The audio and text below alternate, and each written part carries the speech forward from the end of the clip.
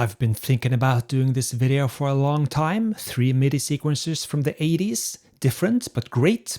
The Roland MC500, the cash register, chunky buttons, 8 tracks, very easy to operate, great one. As is the Yamaha QX3, a big sequencer, even chunkier buttons, very advanced, 16 tracks. But double that with the Q-80EX from Kawai. This has 32 tracks and some other great features as well. As this one, it has a battery inside, so everything will be there when you turn it on again. None of the other two can do that. So this is a great point for the Kawai Q-80EX.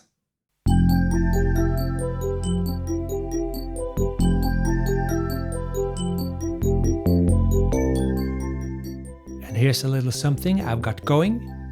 3 tracks, 2 tracks of bells, and 1 track of bass. Now the buttons on the Kawai isn't as chunky or nice as on the other two, admittedly, but they have a very good tactile response and I've never had any problems with any on the keys here. And here comes the second great thing about the Kawai. You can repeat independent tracks as you like. So here I've repeated track 1 and 2, but track 3 is not being repeated. So when the pattern ends, it just starts up again, it repeats. For those tracks, I've enabled 2 repeat. Very flexible and a very strong feature, so another great point for the Kawai here. Those other 2 can't do that.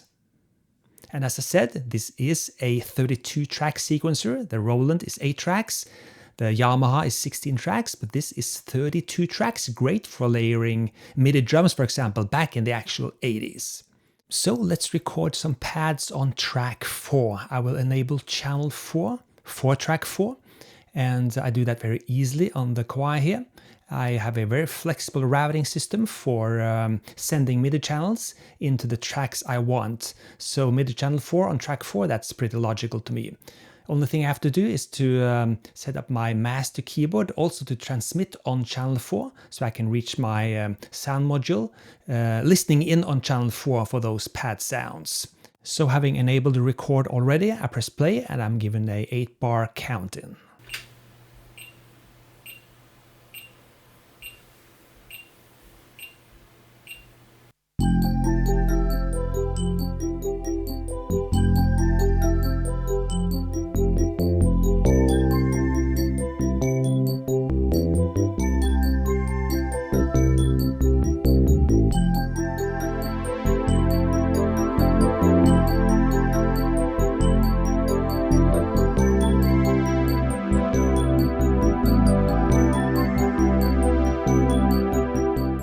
And as I previously showed you, track 1 and 2 will now repeat. Track 3, the bass, will stop. But I'm still in record mode, so I'm still recording on track number 4. As you saw in a little clip before here, I use my Yamaha TX802, my Roland D550 and the Kawai K3 for the sounds. But the effects, the reverbs and delays, well, check this out. This is the new plugin from Martinique, TG100. And this emulates the Yamaha TG100 sound module and its effects.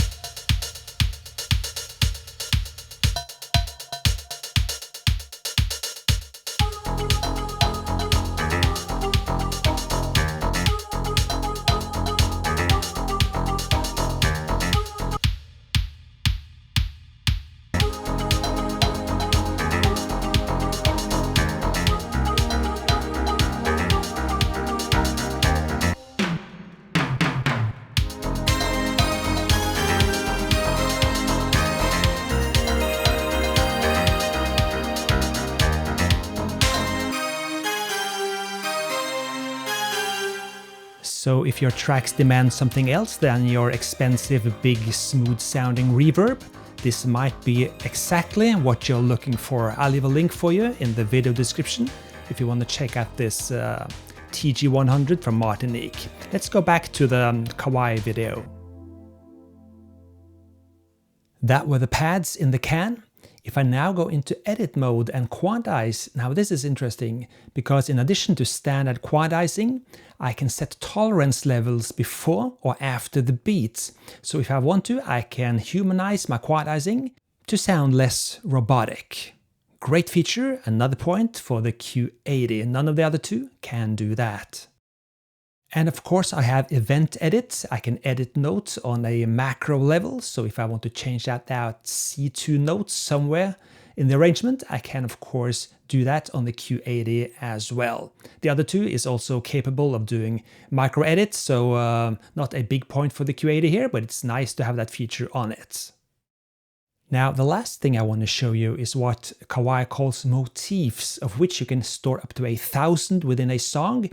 Remember, back in the day, memory was expensive, and the more notes you played, the more memory you ate up, and the more floppies you had to bring with you for a live gig to load up songs, etc. That's why the Kawai has motifs, snippets of things you can use as sources. So here I'm recording a motif with a bass track. I set it up to be 8 bars. And if I use this little snippet throughout a song, different sections of a song, I can point to these motifs instead of actually recording all those parts and using up memory. And these motifs can be inserted wherever you want, when you want, almost like a sort of a rudimentary clip launcher decades before Ableton did that with their live software. Motifs are MIDI independent, they have no channels, so you can insert them wherever you want. And none of the other sequencers have capabilities like this, like the Q80 and Q80EX. The Q80 has 100 motifs, the Q80EX has 1,000 motifs per song. So which one is the better sequencer? Well, they all have merits, they're all great in different ways. That's why I've kept those three, got rid of all the other MIDI sequencers. These three will suffice for me for the rest of my days. As always, I'm Espen Kraft. Thank you so much for watching, and I'll see you next time. Cheers!